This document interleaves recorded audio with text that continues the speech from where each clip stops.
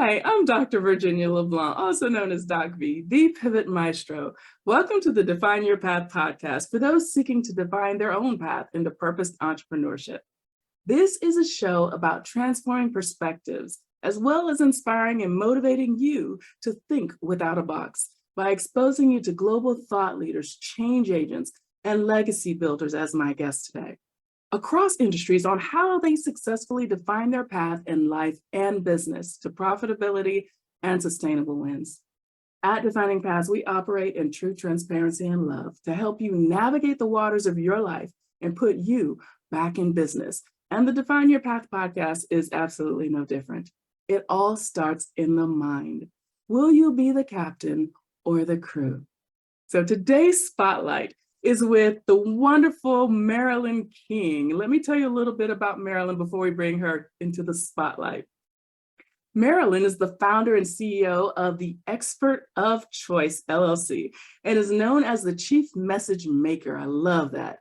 Marylyn has been a director, mentor, and communicator for experts for over 30 years, covering topics as varied as personal photography and global aviation. She has also worked with solo entrepreneurs and international organizations. Marylyn believes that marketing can become a natural expression of what you love about your business. Her signature approach, natural expression marketing. It defines your personal brand and communicates it through your messaging strategy. With Marylyn's expertise, you'll develop a marketing message that expresses who you are and why you do what you do. So Marylyn, welcome to the show and to the spotlight. Oh, thank you, Doc V, for having me. You have such an inspiring mission for your business that I'm just so honored to be part of it here by being in your spotlight. Well, I truly appreciate you saying that. And this platform has just been such a huge blessing for us, and just providing the spotlight for purpose entrepreneurs as yourself and hearing their stories. And we've been getting so many wonderful reviews and thoughts from our listeners just about how you all are transforming, helping them transform their life and how they're thinking. So I truly appreciate you being a part of this show and saying yes to the spotlight. So we look forward to hearing your story and how you face your fears to love the skin you're in and pivot into pursuing your passion and soul purpose. So in our podcast, we only ask 2 questions, and then you and I will just riff between those 2 questions. So let's get started with the first. How have you defined your path? And then we'll follow up with the second. How do you help others define theirs? So spotlight is all yours, Marylyn. Okay. Well, first of all, Virginia, I love that you have simplified it to those 2 questions, because really everything does come down to those 2 questions. The way I defined my path, I've really had to wrestle with that question a lot because I have a very long and successful corporate background. And even before corporate, I was in teaching. And so then it's like, okay, so how am I now a personal branding expert for entrepreneurs? What's the continuity there? Yes. What was my pivot? It goes back to, I am in my 60s. I grew up as a little girl in the 50s. And in the 50s, girls had very limited options. And I don't know why I thought in terms of being a professional, but for some reason I always did. But I thought that I only had 3 options. I could be a secretary, or a teacher, or a nurse. And notice, like, for instance, in the schools that I went to in elementary school, all the teachers were women, but the principals were all men. Yes. In the shows that I watched, or, when like Perry Mason, this really dates me, but that's fine. I am proud of my age. The lawyers are men, yes, and the secretaries are women. And whenever I went to, any kind of business office with my mother, like whether it's a doctor's office or, a bank or whatever, The men were in the authority positions and the women were in the support positions. But at least they were still professionals. And so I thought, okay, I could do that, or I could be a teacher or nurse. And again, notice I didn't consider that I could be a doctor. I could only be a nurse. And that's not to belittle nurses. I think they are angels on earth. Right.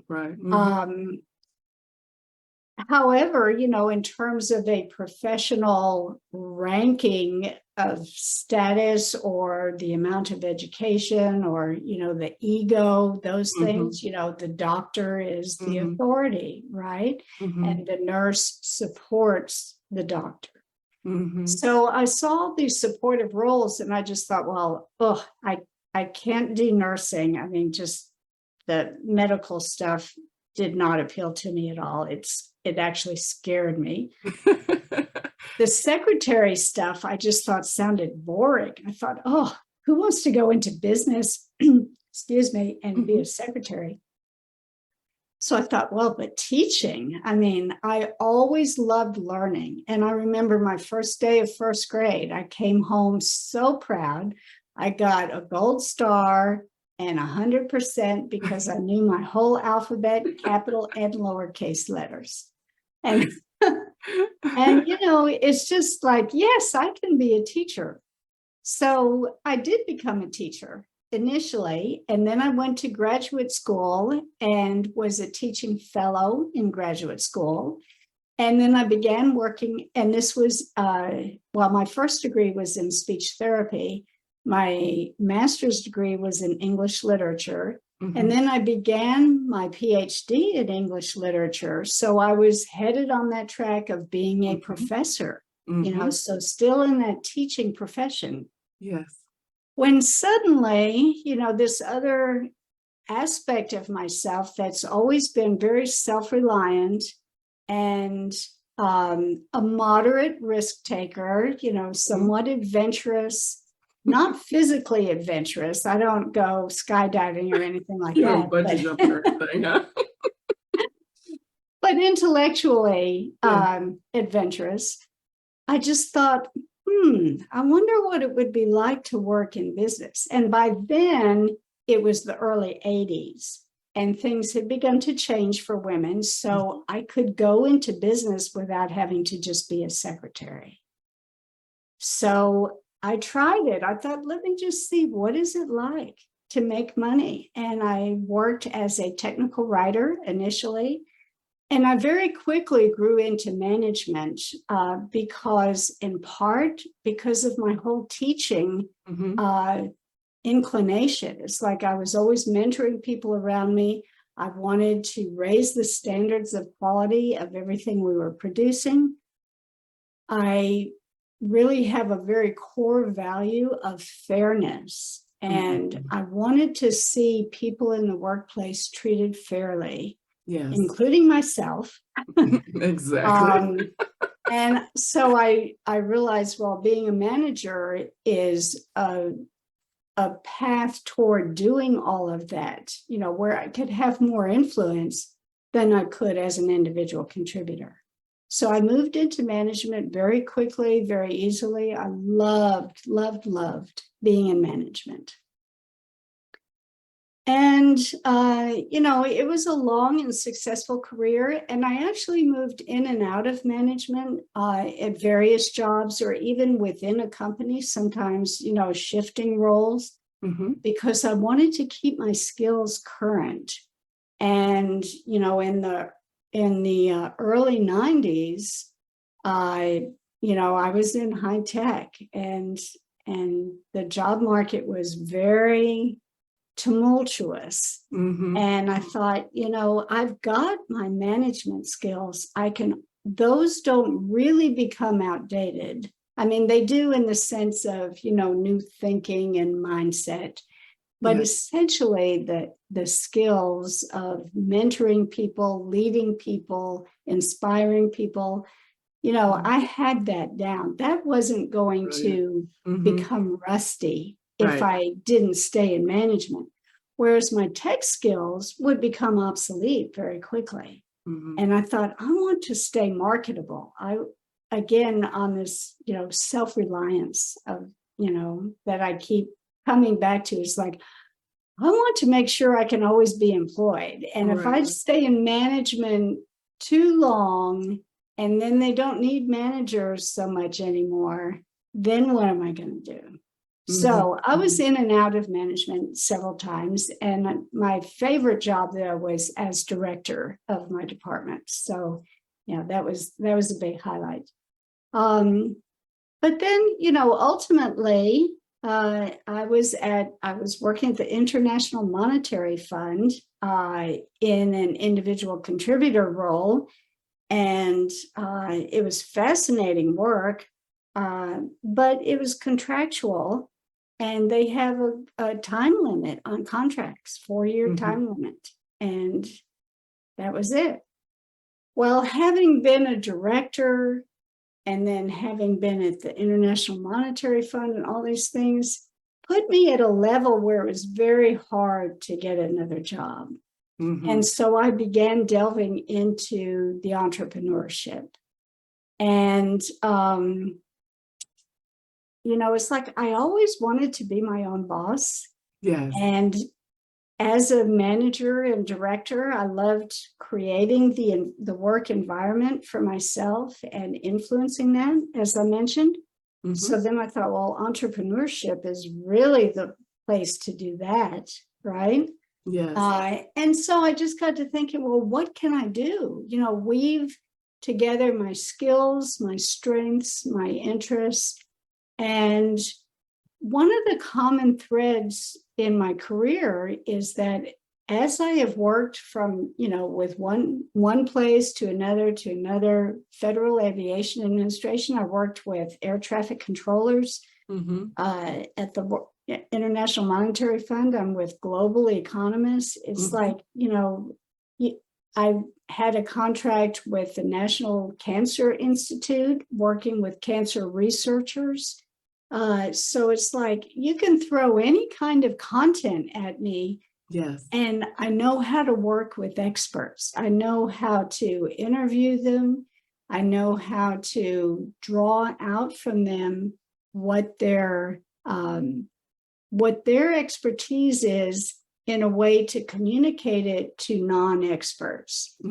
What I find is experts, so often, they know so much that they don't know where to start explaining something. And so I'm very, very skilled at that. So I just began to piece things together and figure out, what can I do with these skills? And I thought, what interests me so much, and it comes back to my teaching interest and mentoring, is really drawing out of people what they have to offer, regardless of what their field of expertise is, regardless of whether they realize their strengths or not. I'm able to draw that out and either communicate it for them, which is what I did in my corporate role, or now in my coaching, I guide them to communicate it so that it's really them expressing themselves. Yes. So it's been a long evolution, and it's sort of like a braid. I think I've got these things that getting intertwined over and under, and ultimately it comes up with a hairdo. Right? Marylyn, that was so brilliantly and well laid out. Thank you so much for giving that clarity of your journey. I think the audience, definitely is able to follow that path. The way you thought, the decisions, the choices that you made, exercising your right to choose, your birthright of choice, and just connecting the dots and figuring it out. And you are truly what I would call a gifted divergent thinker. Some people have to work to really get to that and work it to hone, get both halves of their brains functioning at that level, and to be able to go in and out and do what you do. But, that is the key to navigating. That's that thinking without a box, to help you navigate life and to find your soul purpose. So, there's so many questions I want to ask you here. I don't even know where to start. I think it's fascinating that a woman, in the 50s, was thinking as you were thinking. And, and I get that from a lot of my guests, who were in situations or structures or constructs where hierarchies or what have you were very oppressive or or suppressive in what you could or couldn't do or what you thought you could or couldn't do. So I think the fact that you were able to overcome that, by some, I guess, an inner strength, a personal fortitude, to move forward. How did you do that in the times that you were growing and you were changing and progressing? I just, I guess I have to give a lot of credit to my mother, which I didn't at the time, I have to admit. She has passed away now. And I look back on her and realize she had so much fortitude. And she overcame a lot of hardships in her early background to achieve what she did in life, even though she was a stay-at-home mom and full-time homemaker. She was not an out in the world professional woman, but had she lived in another era, like in my era rather than hers, she would have been a businesswoman. She had that natural business acumen, very strong common sense. She was not highly educated. She had a high school diploma and some kind of little business school certificate where she had learned typing and shorthand. And I think bookkeeping. So, and she did that during the Depression as a single mom.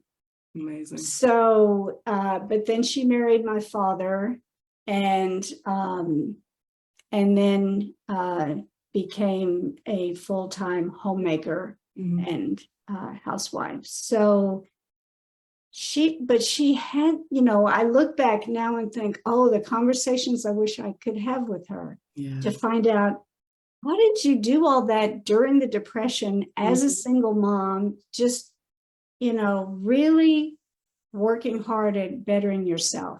And so even though she didn't, to my at least conscious recollection, she didn't tell me all those things, I think I absorbed that. Yes. You absorbed it and just started to kind of innately, I guess, tap into your conscious intuition, as I like to say, and started piecing that together. Because, so many people have difficulty combining or understanding, the hard skills, the soft skills, what's transferable, and we get stuck in those boxes, or people place us in those boxes. And it sounds like what you do in your business now, as an entrepreneur, you help people also think without those boxes and or help them message to break out of those boxes in their marketing message, to be successful in what they do. So let me not put words in your mouth. You tell me how you help others define their paths. Well, you're absolutely right, Virginia. And I also want to say, I love your phrase, think without the box. That's genius. So yes, the way I guide people to do that is, I would say, one of the things that really disturbed me when I started learning about entrepreneurship and about marketing and how to put yourself out there is so much of the messaging about marketing was that you had to be a certain way, you had to do a certain thing, you've got to do it this way, this is how to succeed. Talk about it, Marylyn. And that is not everybody. And in fact, my very first paying client, so I had a few people volunteer to be my first pilot clients at no charge, just for me to practice and see, is my structure, my idea of how to do this feasible, So I had done that. And then this woman that I met at a conference I was able to talk from that experience, and she saw what I was doing. And so she was my first paying client. And she said, I hired you because I want to know how to show up online as myself. I have taken so many courses and programs. I've, followed all these different people, and they're all telling me to be a certain way, do a certain thing. And it's not me, and I'm so uncomfortable. And then I encounter you, Marylyn, and you say, be yourself. And so, what I do is I have a transformation path that I guide my clients through.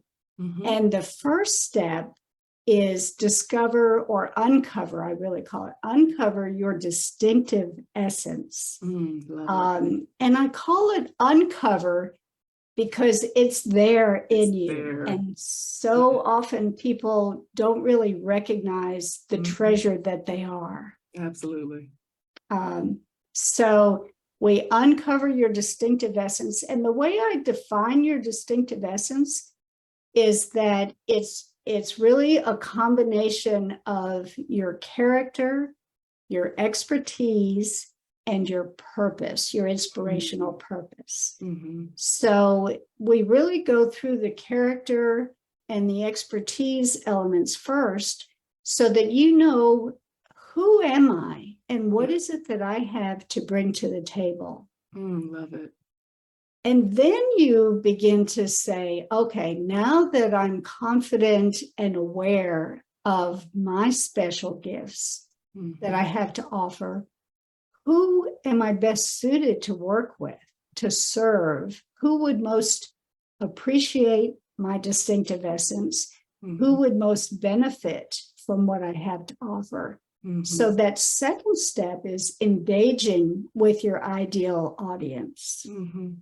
And then through that engagement, and I call it engagement because you really get to know those people, develop that relationship, build that relationship, and find that alignment between you and your clients. And then from that alignment, you can best discern how to really package your offering and what purpose all of your work can serve. So we circle back to part of your essence, I said, was your purpose. It really circles back after you've engaged with your audience. And then you can transform their world through your expertise.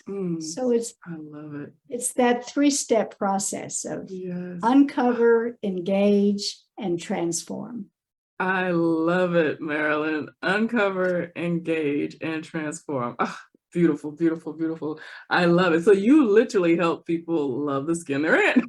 That's right. Absolutely. Yeah. So you and I are on the same wavelength. Girl, look, from the very first time we met, I felt that kindred spirit, right? Yes, I did too. Absolutely. Yeah, because you have to get to that point to love the skin you're in, to find your soul purpose and be able to to help others, because we don't just exist to exist, right? So it's a beautiful thing what you're doing. And yes, there's so many directions I want to go here, but of course I want to respect time and our audience's time. Marylyn, what are some thoughts? Do you have any advice or guidance that you want to leave them with in these last few moments? Well, my main point of advice is to say, stop, think, reflect, and honor yourself. Don't worry about the competition, because when you are yourself, nobody else is you. So there is no competition. And, everybody, no matter what your field of expertise is, there are many other people who have that area of expertise. And I think it's wrong thinking. It's not constructive thinking to consider them competitors just because they're in the same field as you. They are not. They are simply other experts in the same field of expertise, but only you are you. Yes. So my advice is focus on who you are, honor that, and give the gift of yourself to your clients. Oh, bravo. Marylyn, that was a mic drop, girl.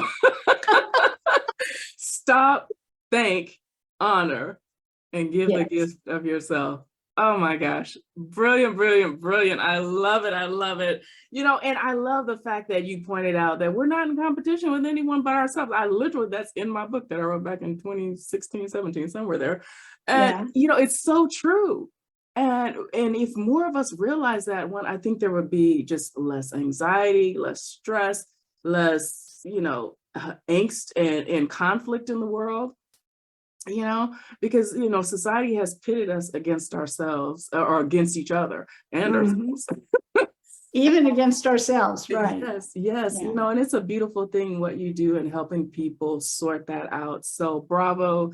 Thank you so much for being our spotlight today and dropping all those beautiful diamonds and nuggets. Oh, well, it was a pleasure. I love what I do, and I love working with people who love what they do or realize that if they focus on their gifts and the people that most appreciate those gifts, they will love what they do too. Yes, beautiful, beautiful. Audience, I want you to be sure to follow Marylyn King, and that's Marylyn, Marylyn, on social media. Marylyn, tell them the best way to connect with you. Okay, so the best way is I have a free download I'd love for you to sign up for. It's on my website, theexpertofchoice.com/distinctive. Awesome. So if you think of, you know, you're showcasing your distinctive essence. So it's distinctive. I'll have a free download for you that encapsulates what I talked about today and gives you some questions to stimulate your thinking so that you can begin to uncover what your distinctive essence is. Excellent, excellent. So theexpertofchoice.com/distinctive. Did I get that right? Yes. Excellent. Okay, well, folks, you'll also be able to read that and link to Marylyn King's full bio and connect with her on the Define Your Path podcast platform as well. So as always, be sure to visit our new virtual home to see what we're up to at definingpaths.online. We are doing some great things. We are changing lives, and we want you to be a part of the DP family. So I'd like to thank the Business Innovators Radio Network and our wonderful producer, Mike Saunders, for their amazing support and assurance that we may continue to bring you quality, life-giving, and inspiring conversations like this one today with Marylyn King. I am Doc V, the Pivot Maestro, and always your corner woman. Be true to you and define your path so that you may be your own boss in mind, body, soul, and business. We'll see you on our next episode. Thanks for joining us, Marylyn. Thank you, Doc V. Enjoyed it very much.